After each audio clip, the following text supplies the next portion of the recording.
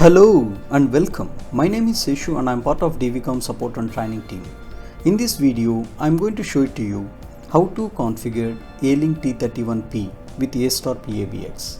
So before I am going to set up my lab, let's go and see what is my lab topology. Then after that I am going to show it to you how to configure Yealink T31P with A*PABX. In my lab topology, I have a A*S20P ABX which is configured with 192.168.5.150 which is /24 subnet mask, and I connected directly to my DirectX PoE switch which is Yealink T31P. So by default Yealink T31P it's going to support two lines, so which means two different extensions you can configure it.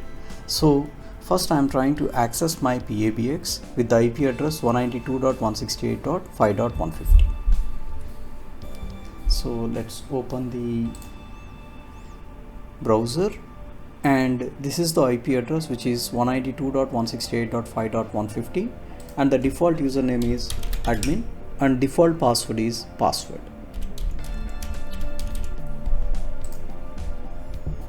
So once you log in at first time, before you are going to register the extension, make sure that whether the extension is configured or not. So for that, let's go to the settings, then click on the extensions. So these are my existing extensions. So for example, I want to configure the extension 501 for A*PA in the A*PABX, and I want to assign that 501 extension to my Yealink T31 phone. So for that, first I need to create an extension. Let's click on add. Then I want to create the extension as 501.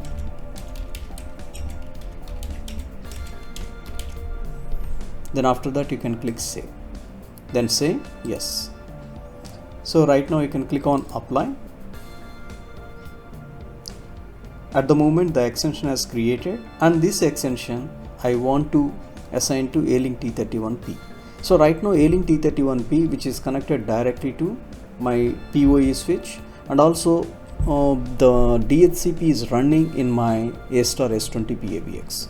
So make sure that whenever you want to assign an extension, first of all there should be a communication between your PABX and your Yealink phone. So that's why I configured the PABX as 5.150 and I have enabled the DHCP in the PABX itself, so that my phone is already picked one of the IP address. So if you want to know what IP address has picked, you can just close this window and you can see here the ellipse. Just click on this, then go to auto provision. Once you go to auto provision, you can see what are the devices are connected in my network and which IP address has picked up. Just maximize this. You can see here Yealink T31P, it got the IP address 192.168.5.202. So in case if you are not able to get the IP address, make sure that you can troubleshoot in your network.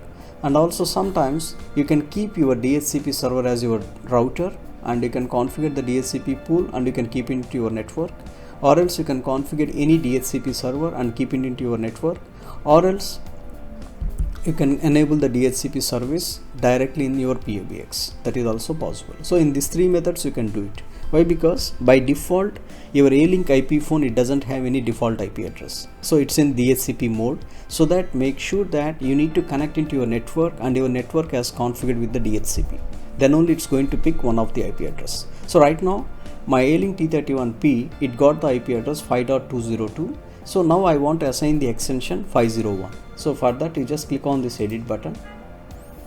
Then after that you can see here it's going to support two lines, line 1 and line 2. Then after that you can select 501 extension. Then after that you can click save. Now the phone is going to reboot. Then click on S. So it's going to take few seconds to reboot the phone. Yeah, the phone is successfully rebooted.